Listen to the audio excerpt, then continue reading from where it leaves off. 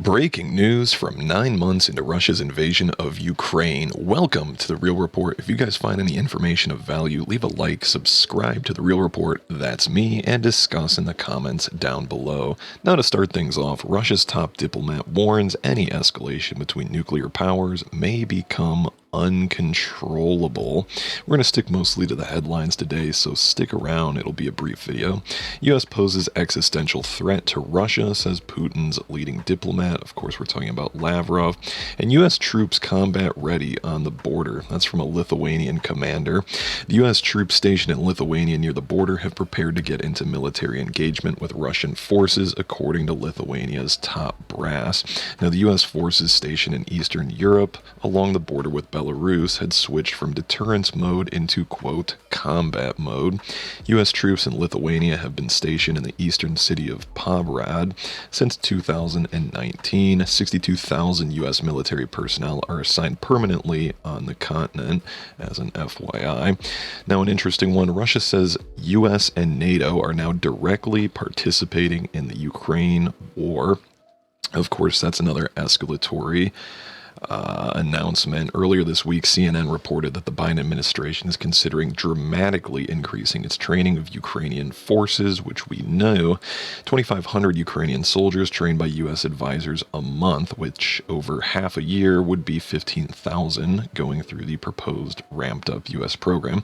And they're not the only ones. U.S. and NATO are now directly participating in the Ukraine war, Sergei Lavrov alleged on Thursday. Now, he says you shouldn't say that the U.S. and NATO aren't taking part in the war because they're directly participating in it. You're training their military on your territory, on the territories of Britain, Germany, Italy, and other countries. The risk of escalation into a nuclear war will be enormous.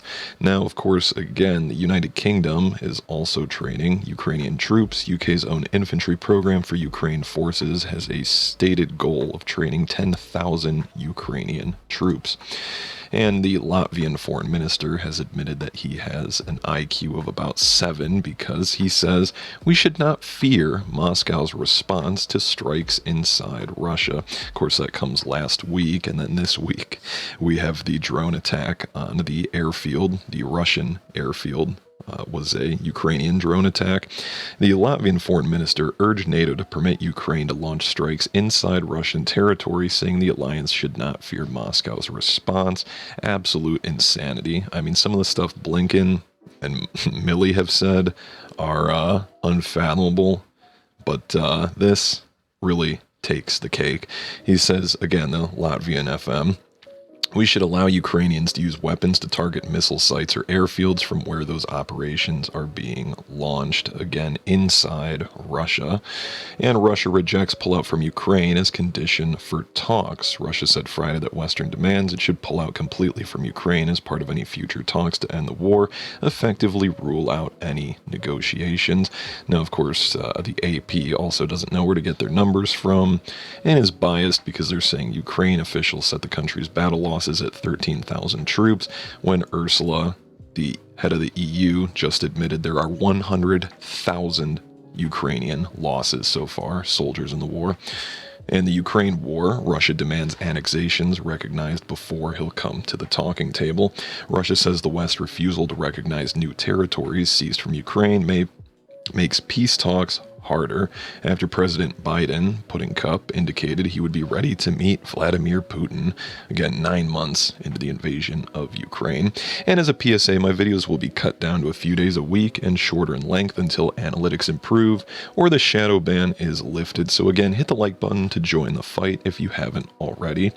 Putin tells Scholz that Ukraine infrastructure strike's inevitable, which he has now followed through with, which has some interesting consequences because Kiev's mayor urges residents to stock up on food and water as temperatures plummet heading into the winter season.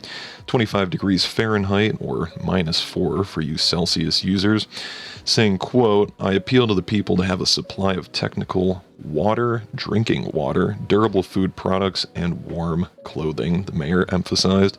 Told people that they must consider moving in with family or friends. And Russian attacks had disabled the power grid in the southern city of Kherson, and 6 million people across the country were still without power after the previous assaults.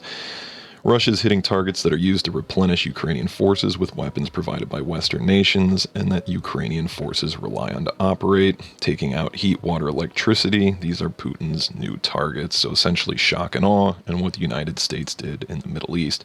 Now, the U.S. is propping up a tiny Moldovan energy sector on top of everything, which just really shows the icing on the cake as well, because places like Flint, Michigan, domestically here in the United States, still have lead in their drinking water.